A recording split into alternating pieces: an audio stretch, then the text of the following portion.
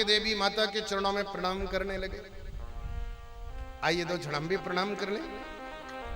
करुणामयी कृपामयी मेरी दयामयी माता, करुणामयी कृपामयी मेरी दयामयी माता, करुणामयी कृपामयी मेरी दयामयी माता, करुणामयी कृपामयी मेरी दयामयी माता। जय हरि बोल। वीर हाथ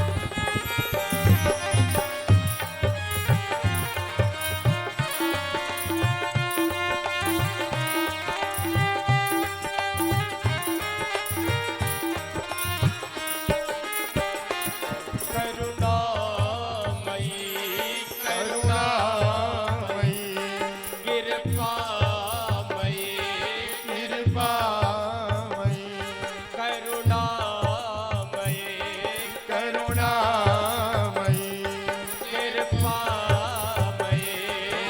कृपामयी मेरी दयामयी माता,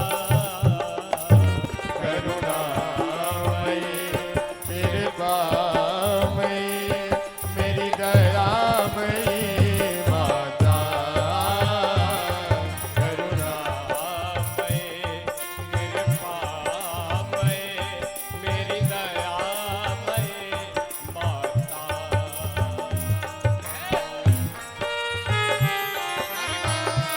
विराट है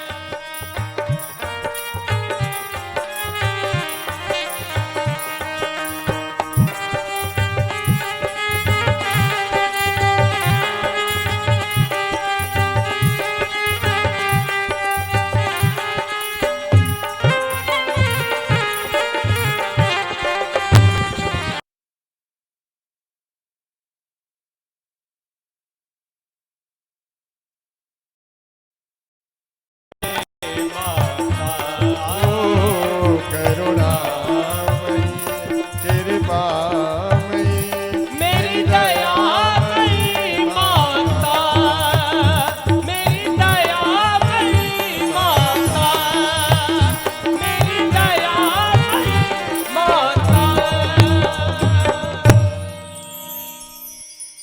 जड़ भरत जी महाराज बड़े खुश हो गए, कितना सारा भोजन मिल रहा है। थोड़ी देर में डाकुओं का सरदार आया। खड़ा हो। खड़ा कर दिया और जैसे ही कहा खड़ा करो, खड़ा हो जाओ, तो खड़े हो गए। म्यान से तलवार निकाला, कहा सर झुका दो। और जैसे ही सर झुकाया, मारने के लिए आगे बढ़ा कि चंडी देवी प्रकट हो गई। दुष्ट, मेरे ही पुत्र की हत्या मेरे दरवाजे में कर रहा है। तलवार को छुड़ा करके सीधे डाकुओं के सरदार की बलि चढ़ा दिया।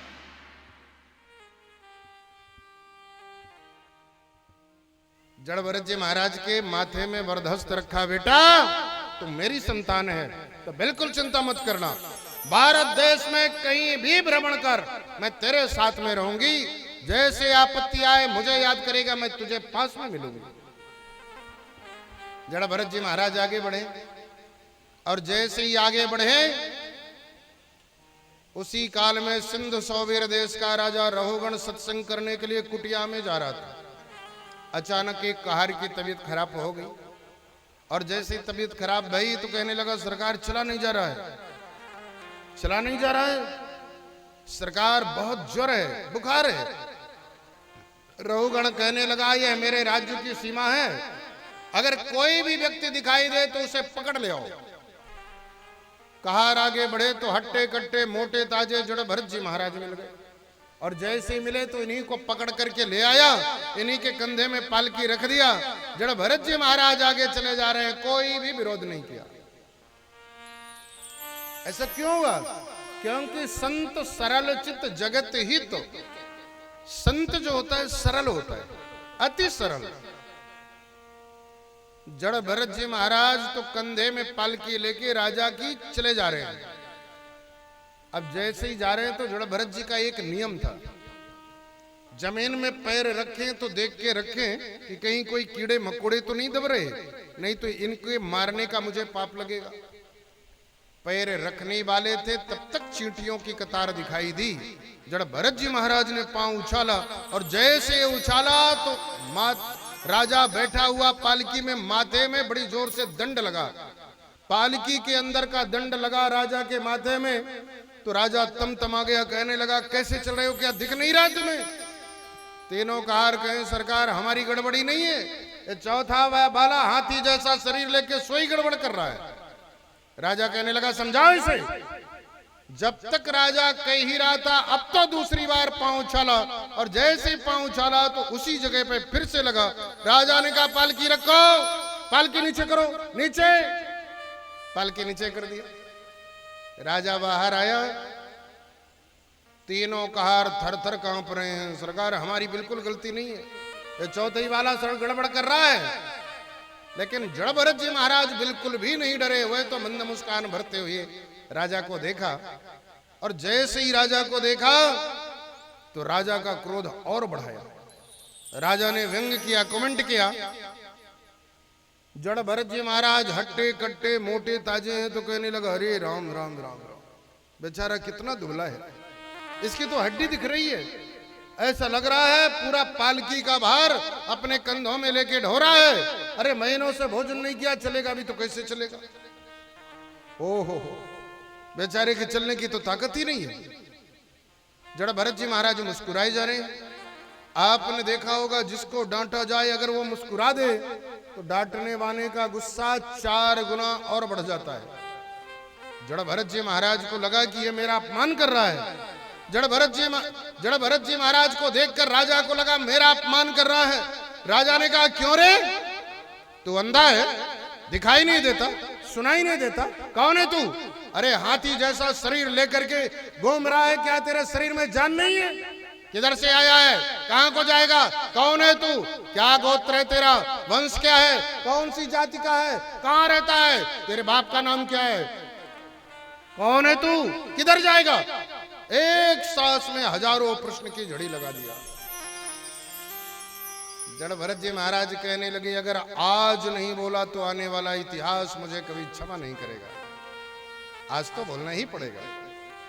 जड़ भरत जी महाराज कहने लगे अरे राजा तो किससे बोल रहा है, मेरे से? अरे राजा तूने अभी अभी क्या कहा कि तू कौन है? अरे राजा जो तू है वही मैं हूं, और जो मैं हूं वही तू है। तूने क्या पूछा, तू कहां से आया है, किधर को जाएगा? अरे राजा जहां से तू आया है वहीं से मैं आया हूं, और जहां मैं जाऊंगा वहीं तू जाएगा। तत्त्वमसि अयम आत्मा ब्रह्म प्रज्ञानम ब्रह्म, पहचान तू अपने आप को कौन है, अहम ब्रह्मास्मि। जैसे ही कहा तो थर थर राजा कांपने लगा, अरे बाप रे ये कौन है? जड़ भरत जी महाराज कहने लगे राजा तूने क्या पूछा? हट्टा कट्टा मोटा ताजा दुबला पतला, किसके लिए बोल रहा है, आत्मा के लिए या शरीर के लिए? अगर तू शरीर के लिए बात कर रहा है तो शरीर तो मिट्टी का अवयव है। अरे कुम्हार कई घड़े बनाता है, दीपक बनाता है, सुराही बनाता है, सब संज्ञा भेद से अलग हैं, लेकिन तत्वतः मिट्टी के हैं। कई छोटे दीपक, कई सुराही, कई घड़े, कई मटके, न जाने क्या क्या बनाता है। अरे तत्वतः तो मिट्टी के हैं, लेकिन संज्ञा के भेद से किसी का नाम सुराही है तो किसी का नाम मटका है। ये तो नश्वर है, उसमें कोई विकार होता ही नहीं है। वह तो कुम्हार की कृति है जो उस रूप में बना देता है। और अगर तू आत्मा की बात कर रहा है तो आत्मा तो नित्य शुद्ध बुद्ध मुक्त स्वरूप है। आत्मा जैसा 1000 वर्ष पहले था वैसे ही आज भी है और बाद में भी होगा।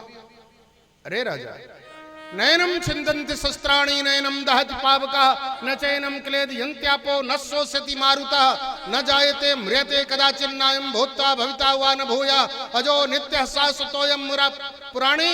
अरे राजा, तू किसकी बात कर रहा है?